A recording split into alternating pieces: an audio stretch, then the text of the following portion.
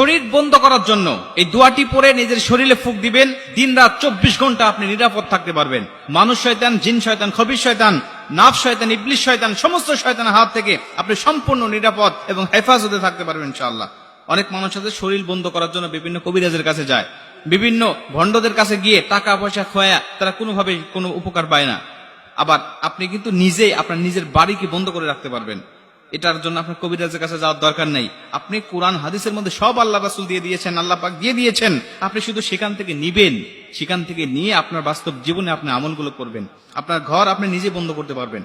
আল্লাহ রাসূল সাল্লাল্লাহু আলাইহি ওয়াসাল্লাম বলেন, যেই ঘরে সূরাতুল বাকারা তেলাওয়াত করা হয় ওই ঘরে কখনো কোনো দুষ্ট জিন, দুষ্ট আত্মা, দুষ্ট কেউ আপনাকে ক্ষতি করতে পারবে না, আপনাকে নষ্ট করতে পারবে না। আপনার পরিবার পরিজনের সদস্য, আপনার সন্তান, কারো ক্ষতি কেউ করতে পারবে না, যদি আপনি নিজেই এই সূরাতুল বাকারা তেলাওয়াতটা আপনার ঘরে করতে পারেন নিয়মিত।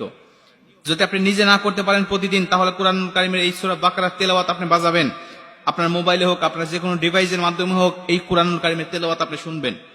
অনেক মুহাদ্দিস বলেছেন যদি শোনা যায় তারপরেও আল্লাহ পাক এই সমস্ত কাজ থেকে হেফাজত করবেন। এরপরে আপনি আয়াতুল কুরসি পাঠ করবেন।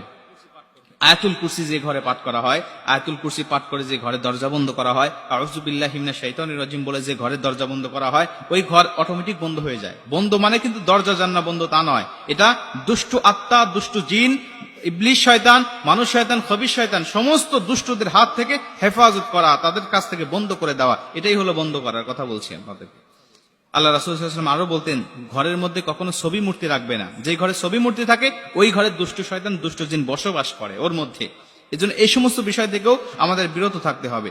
আল্লাহ রাসূল সাল্লাল্লাহু আলাইহি ওয়াসাল্লাম আরো বলেন, ঘরের মধ্যে কখনো তোমরা নাপাকি রাখবে না। অনেক সন্তান আছে, ছোট্ট বাচ্চারা, যারা রাত্রিবেলা পেশাব পায়খানা করে এবং সেগুলো ঘরের মধ্যে রেখে দেয়, ভালোভাবে পরিষ্কার করার প্রয়োজন মনে করে না। এগুলো কিন্তু খোলাভাবে রাখবেন না। আল্লাহ রাসূল বলতেন তুমি ঢাকনা যুক্ত জায়গায় রাখবে, ঢাকনা যুক্ত একটা পাত্রের মধ্যে রাখবে, তাহলে যখন নাপাকি জিনিস থাকবে তখন ওই দুষ্ট জিন, দুষ্ট আত্মা ওই সমস্ত জায়গায় যাবে এবং ওর একটি আসর তোমার সন্তানের উপরেও পড়বে। এজন্য ঢাকনা যুক্ত জায়গায় রেখে দিবেন। আল্লাহ রাসূল সাল্লাল্লাহু আলাইহি ওয়াসাল্লাম আরো বলতেন, এখন তো আমাদের অনেকের ঘরে অ্যাটাচ বাথরুম হয়েছে, এই বাথরুমের দরজা বন্ধ রাখবেন সবসময়। কারণ আল্লাহ রাসূল বলেন সবসময় সবচেয়ে বেশি দুষ্ট জিনের বসবাস করে হলো টয়লেটের মধ্যে।